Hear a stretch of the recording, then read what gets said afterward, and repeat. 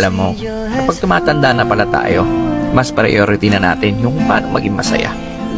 Marirealize mo na mas masarap i-enjoy ang buhay pag masaya ka. Di mo kailangan makipagtalo sa mga taong walang bilib sa'yo, as long as nag-enjoy ka naman sa ginagawa mo. Maiksi lang ang buhay natin, hindi natin kailangan makipag-argumento. Positive people will always choose happiness. Kaya kung saan ka masaya, tuloy mo lang. Enjoy lang natin ang ating buhay kung saan tayo nagiging masaya. Did what I did because I love her so. Will she